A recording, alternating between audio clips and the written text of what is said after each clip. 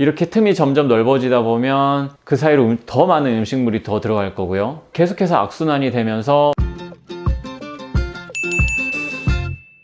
안녕하세요, 치과왕입니다. 양치도 열심히 하시고 가글도 하는데 그래도 입냄새가 너무 심해서 고통스럽다 이런 분들이 많으시죠. 저희 치과에도 이렇게 관리를 잘 하고 있음에도 불구하고 입냄새가 너무 심하다, 입냄새는 꼭 없애고 싶다 이런 분들 많이 오시는데요. 이렇게 관리 잘 하심에도 불구하고 입냄새 나는 분들은 속에서 나는 냄새 같다 해서 내과나 이비인후과 찾으시는 분들도 많은 것으로 알고 있습니다. 하지만 여러분들이 알고 계시다시피 입냄새의 원인 90%는 입 안에 있거든요. 그래서 오늘은 이런 분들에게 입냄새의 원인에 대해서 오늘 확실히 말씀을 드리고 그것을 해결하는 방법까지 오늘 알려드리도록 하겠습니다.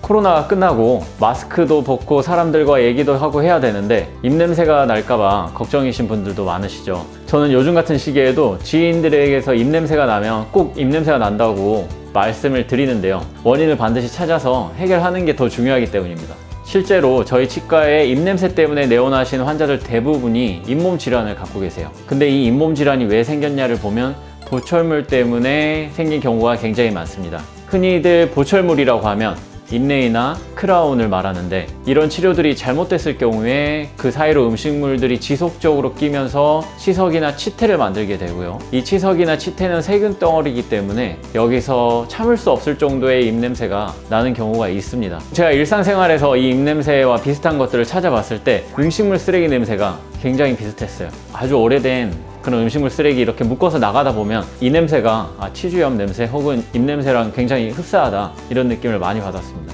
그래서 이런 음식물 쓰레기와 비슷한 입냄새가 나시는 분들은 반드시 치과에 가셔서 치료를 받으셔야 되고, 혹은 금리나 인레이, 임플란트 같은 보철물이 없는데도 불구하고 입냄새가 많이 난다 이런 분들은 혀에 있는 주름이 워낙에 깊어서 그쪽에 설태가 끼면서 입냄새가 나시는 분들도 있어요. 그래서 이런 경우에는 양치할 때 혀까지 깨끗하게 잘 닦아 주셔야겠죠. 양치질의 교본을 보면 입천장까지도 닦으라고 하는 게 있는데 입천장 닦으면 너무 간지러워서 저는 사실 입천장은 안 닦고 있습니다. 하지만 다른 부분은 확실하게 닦아줌으로써 입냄새 안 나게 잘 방어할 수가 있고요. 일단 보철물이 많으면 치태나 치석이 생기기 쉽다고 말씀드렸는데요. 이렇게 될 수밖에 없는 이유가 보철물은 시간이 오래되면은 보철물과 치아 사이 혹은 보철물과 보철물 사이에 틈이 벌어지게 됩니다. 이 벌어진 틈 사이로 지속적으로 음식물이 끼게 되고 계속 음식물이 끼다 보면 그 틈이 점점 더 넓어져요.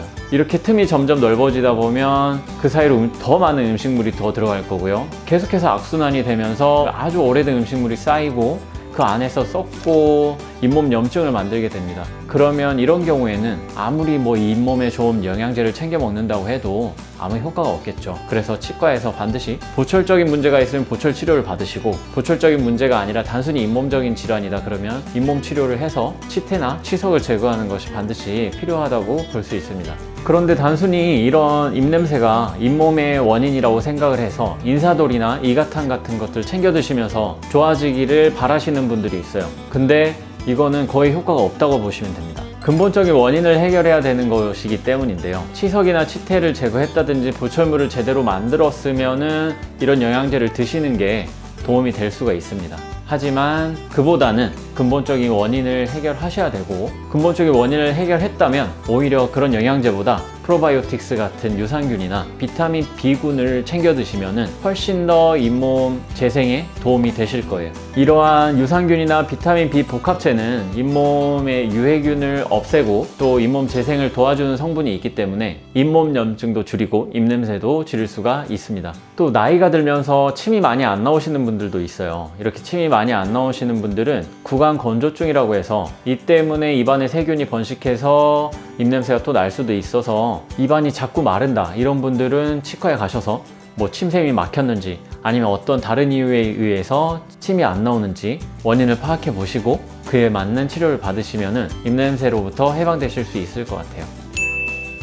자, 오늘 이렇게 입냄새의 원인에 대해서 조금 살펴봤고요. 입냄새를 해결하기 위해서 무작정 이가탄이나 인사돌 혹은 캔디류 이런 거 챙겨 드시기보다는 조금 더 근본적인 치료를 먼저 하시기를 권해드리겠습니다. 오늘 영상이 마음에 드셨다면 구독과 좋아요 눌러주시고요. 다음에 더 좋은 영상으로 찾아뵙도록 하겠습니다. 감사합니다.